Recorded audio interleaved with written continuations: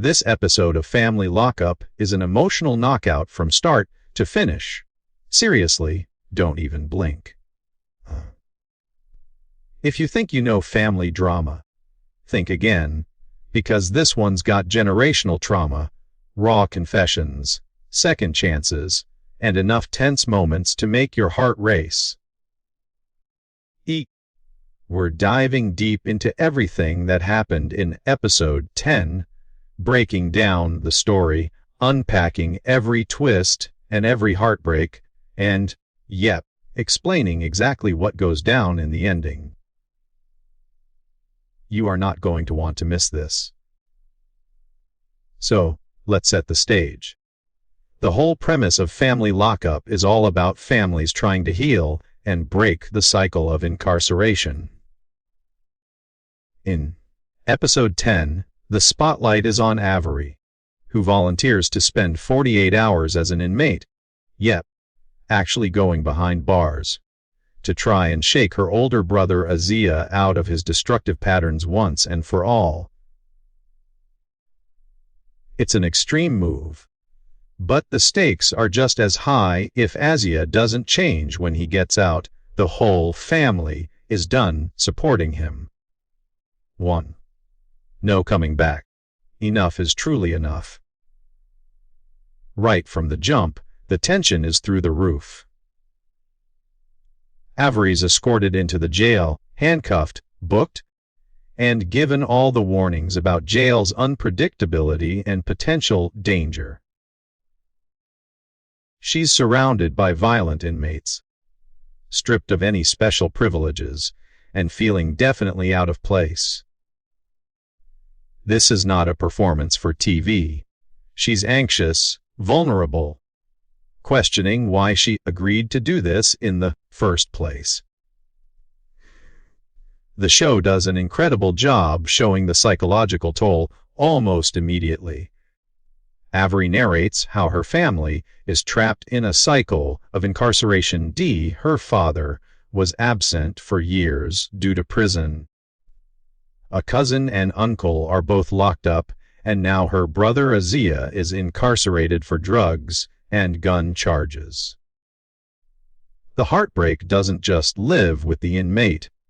It ripples through everyone, especially Avery's niece, who was even present during her own father's arrest. That's the breaking point for Avery. The trauma spreads, and someone's got to step up to break it. Azia's backstory hits hard. He grew up in poverty, lost his father early to the prison system, and felt angry and disconnected from himself. He's a trans man who began transitioning 2 years ago, but isn't fully accepted by all family members. The streets seemed easier, illegal activity more lucrative than trying to find a legit job without a diploma or strong support. And when Azia was locked up, his daughter was taken away. Nothing prepared him for that total loss of control and the devastation of separation. Inside, Avery's discomfort grows. She's now living in close quarters with inmates, anxious about every step. The show zooms in on her struggle, trying to avoid offending anyone, uncertain about how to interact, constantly on high alert. She meets Joven, an inmate who shares her own experience of losing custody of her child due to incarceration. The pain echoes through both their stories. That conversation is a gut punch for Avery, who realizes just how easily her brother could end up back in jail, and how destructive it would be, not just for him, but for everyone who loves him. But it's not just about Avery and her fears. Azia opens up to Dr. Jeff, the counselor in the facility. Azia confesses his lifelong pain.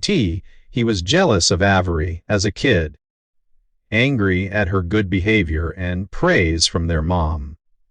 But underneath all that was resentment about his dad's absence and confusion about his own gender identity.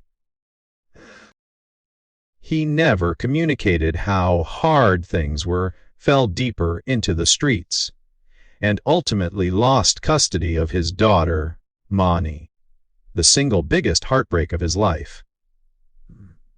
Dr. Jeff Pout something crucial d'Yern.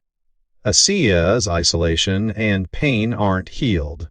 They're just bandaged up, hidden, but never truly dealt with. Unless Asia and Avery talk honestly and share this pain, the past will keep repeating, and so will the cycle of incarceration. After 48 tough hours, Avery is emotionally drained and nervous. The jail experience makes her realize on a whole new level what her brother's going through every single day. And now it's time for the big moment, the reunion and the hard conversation they've both been dreading. Their conversation is one of the most real and raw moments in the series. Both siblings break down, comparing their own traumas. Avery talks about how her own childhood pain, being abandoned by her dad behind bars, still hurts. And she's terrified that Asia's daughter will suffer the same way if Asia doesn't change. Asia, for the first time, admits just how broken he is inside from losing his daughter and failing as a parent. Both realize that unless they face these issues together, nothing will change. Dr. Jeff makes them promise to do the real work, spend time together, talk about the pain, heal. This is their last chance, not only for Asia's freedom, but also for Avery to decide whether she'll keep supporting her brother after release. And most of all, it's about Mani, the daughter stuck in the crossfire, who needs her father back, not just physically, but emotionally, too. After the emotional confrontation, healing begins. Asia finally apologizes to both his sister and his daughter, taking real accountability. He admits he was lost, didn't know how to parent, but now wants to be present, consistent, and reliable. The episode wraps as Asia is released from jail. This is it, the make or break moment. Will he really change? The whole family's watching, especially Avery and Mani.